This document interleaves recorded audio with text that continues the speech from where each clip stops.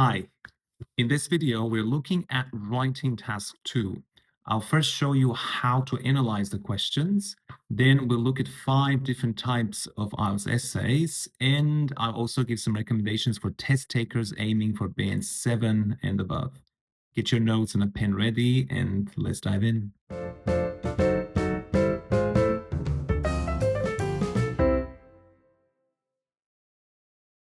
Let's start with 2 examples of writing task 2. The first one says, computers are being used more and more in education. Discuss the advantages and disadvantages and give your own opinion. You can already see that writing task 2 prompts consist of 2 elements. You are first given a statement on a specific topic, and that statement is then followed by instructions. Instructions tell you what you need to do in response to the statement. In this case, you are presented with a neutral statement that contains a fact, and your job is to discuss the advantages and disadvantages and give your own opinion. In example 2, the statement says, some people believe that unpaid community service should be a compulsory part of high school programs. So this statement contains a very specific opinion that some people have. You are then asked in the instructions to what extent you agree or disagree with that opinion. Instructions basically tell you what type of essay you need to write. But more about that later. Let's first focus on the statement. IELTS writing task 2 statements typically introduce a topic and a very specific problem or issue related to that topic that we often refer to as the subtopic. So there's always a sort of general topic, and that general topic is narrowed down to a very specific issue. In the first example, the topic is education, but you're obviously not writing about education. You're writing about the increasing use of computers in education. You may think that the topic is computers, because that's the first word you see, but again, you won't be writing about computers. You're writing about the increasing use of computers in education. In the second example, the topic is the same. It's education again, but this time the subtopic is whether high school students should be required to do unpaid community service. So what's the main message here? Read the statement several times. And while you're reading it, ask yourself, what's the problem here? What's the issue? Because you are never asked to write about something general. It's always very, very specific. Let's look at 2 more examples. The third one starts with an opinion and says, many people believe that global warming is the biggest threat to humans in the 21st century. If we asked test takers who got this question in the exam, what was the topic? A lot of them, trust me, would say, oh, it was about global warming. But it's not. It's about whether global warming is the biggest threat in the 21st century, in your opinion about that. And if you disagree with this statement, your essay will focus on whatever you believe is the biggest threat. Example number 4 presents an opinion again. The general topic is technology, but your essay is about whether technology causes job loss. Everything I've said so far is important because what we see as one of the most common mistakes in writing task 2 is test takers writing too generally about the topic and not actually addressing the specific issue in the question. This is a very unfortunate situation because most people realize this when it's too late. You've finished writing your essay or you've left the room, the exam is over, you're reflecting and you realize, oops, I completely missed the topic. So to make sure this doesn't happen to you, please read the questions several times and keep in mind that your task is to address the specific issue and never the general topic. Let's now zoom in on the instructions part of the prompt. Instructions tell you what you need to do in response to the statement and determine what type of essay you need to write. In the IELTS exam, we typically encounter 5 different types, namely opinion essay, discuss both views, advantage, disadvantage, problem solution, and double question essay. In the example you see here, it's pretty obvious that the prompt is asking for an advantage, disadvantage essay. Before we move on to look at the instruction words for each type of essay, I would like to point out the fact that essay structure does not change.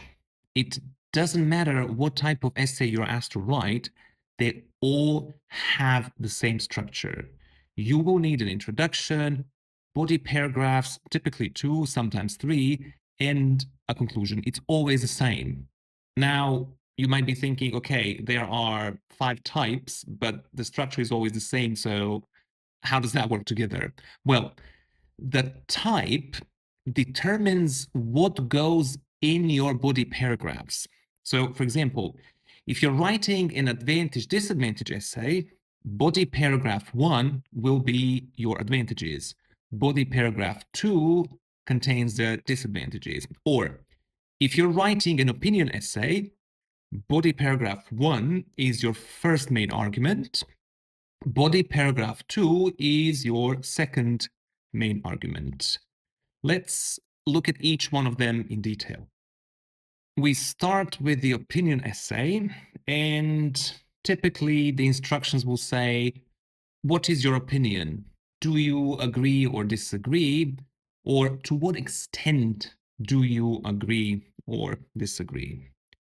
In terms of your opinion, you have 3 options. You can completely disagree with the statement, you can completely agree with the statement, or you find yourself somewhere in between and you partially agree.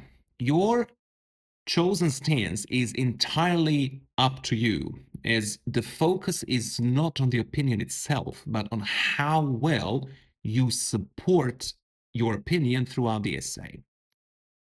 It's crucial that you state your position in the introduction and you remain consistent from start to finish.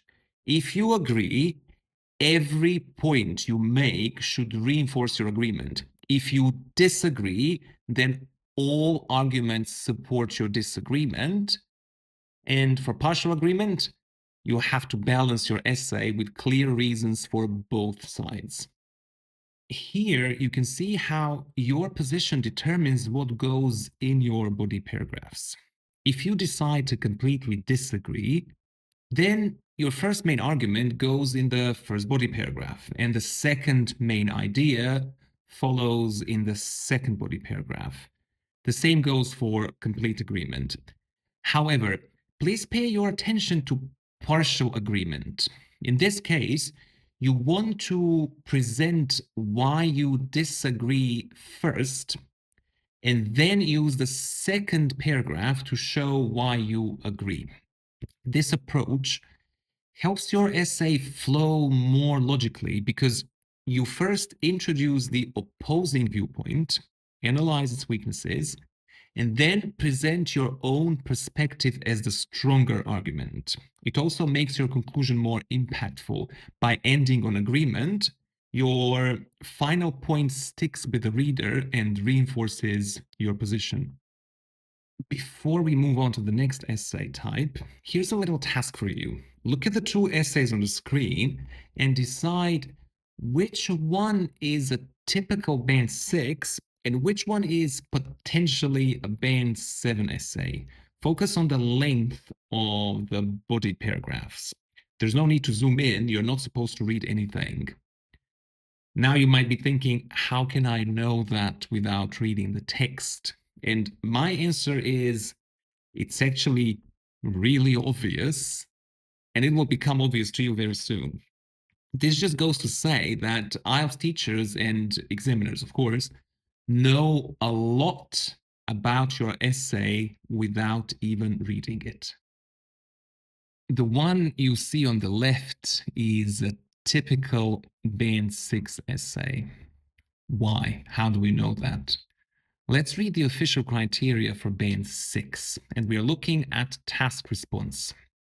It says, the main parts of the prompt are addressed, though some may be more fully covered than others.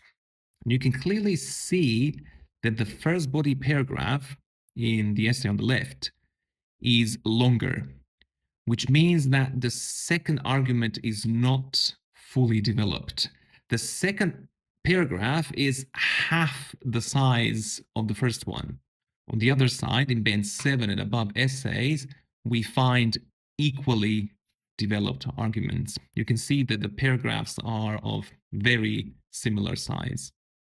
Moving on to discussion essay, the instructions will simply say discuss both views or discuss both sides. You may or may not be asked to give your opinion.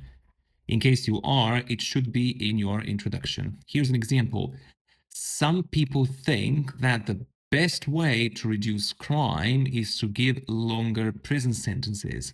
Others believe there are better ways to reduce crime. So it's a discussion between longer prison sentences versus alternative solutions. Make sure both sides are equally developed. And discuss the view you disagree with first. If you do it the other way around and you present the side you agree with first and then discuss the opposing side, it can sometimes feel like you're contradicting yourself. Ending with the view that you support ensures that your argument leaves a stronger final impression. The next one is advantage, disadvantage essay. The instructions always have the same words, so it's pretty obvious. However, please be aware that they may ask for your opinion as well. In case you read, do you think advantages outweigh the disadvantages, then you need to include your opinion. Also, the prompt always says advantages and disadvantages in plural, but it's absolutely fine to address just one advantage and one disadvantage in your writing. As I mentioned before, make sure both sides are equally developed and don't present 3 advantages and 1 disadvantage. Always go for that same number. For the problem solution essay, there are quite a few options that you need to be aware of. The instructions may ask for both problems and solutions, sometimes just solutions to a problem you're given, and sometimes they're asking for causes and effects or reasons and consequences. These are all very similar concepts, but what they all have in common is that they are always linked, which means that if you present a problem, then you need to give a corresponding solution. You can't write random problems and random solutions. And also, don't write a list of problems and solutions. Choose 1 or 2 and expand them. So, for example, 2 major problems in the first body paragraph and 2 corresponding solutions in the second body paragraph. And this brings us to our final option, what we call a direct question or 2-part essay. The prompt gives you a statement, and the statement is then typically followed by 2 separate questions, very rarely 3. So, For each question, you need a separate body paragraph. You must answer all questions fully, and of course, make sure they are all equally developed. So what do you need to remember after watching this video? Let me summarize it for you. Writing task 2 questions have two parts. You are first presented with a statement on a topic, and that statement introduces the general topic and the specific issue related to that topic. You need to identify both and ensure that you stay focused on the issue, not on the general topic. The statement is followed by instructions, and instructions tell you how to respond to the statement and what type of essay you need to write. Even though we have 5 different types, the basic essay structure never changes. You will always have an introduction, body paragraphs, and a conclusion. Also, please remember, if you're aiming for band 7 and above, your arguments need to be, remember, equally developed.